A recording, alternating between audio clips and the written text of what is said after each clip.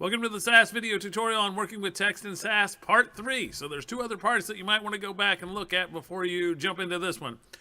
This is part of Statistics 321 at Virginia Commonwealth University, but anybody's free to use it. All right, so let's get started. I'm going to use the customer ID.csv data set, which if you look in the description below, you'll find a link to the repository. You can fish the data out of there. I've already read this data set into the work directory, and I've called it cust ID. And what I'm going to do now is we want to think about how can we put words together. Okay, we got strings. The last video we learned how to strip things out. The previous video we learned how to strip things out. But what if we want to combine things together? And that's what we're going to talk about today using the idea of concatenation. So I'm going to create a new data set. I'm going to call this 3 if you're following along with the various videos. You don't want to keep calling everything what you called it before. So this is going to come from cust ID, and always put run on the end. You might as well do it now because you're going to need it eventually. Okay, so what I want to do is create another data set. And if you didn't remember from our customer ID data set, we have the first name and the last name, and we have and it looks like these are in backwards order if you look at it.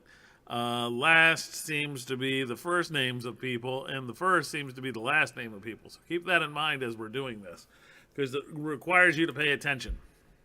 All right, so what if we just did name 1, and we make this, there's a function called cat. So it concatenates things together, and you just put the strings in here that you're interested in. So, for example, I want to concatenate the last and then the first. And let's see what this does. Okay, I run it, I get a cust ID 3, and notice what it did. It did William Smith, Sally Tyler, Allison Obama, Wendy Mays. Now, when it does this, notice that in some of these there are spaces, and other ones there are not.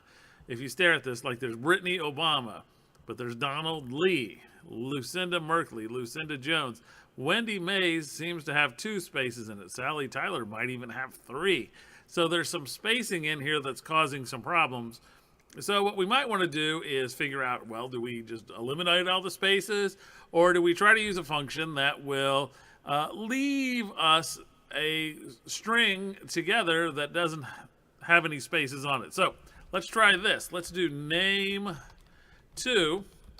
I'm going to do the same thing as before. I'm going to concatenate the last, but if I look here, there is a way to do this where I can get rid of these blanks, and it's not cat, but it's cats, cat S.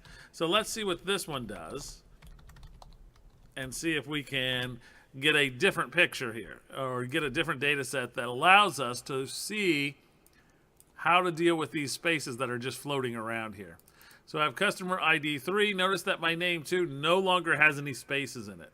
There are no longer any spaces in these. So just keep that in mind. There's a way to do this where we cannot have any spaces, or we could create spaces. So just keep this in mind as we go along here.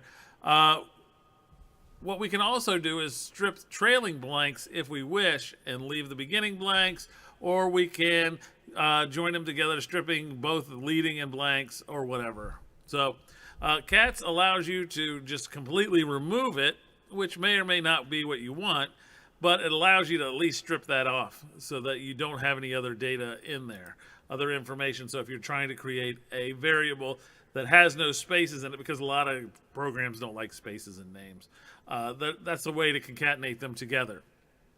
All right, so now that we've seen how to concatenate things together, I'll give you some hints at how to go about looking other things up. There is a cat X function you might want to look up, and there is a cat T function that you might want to look up.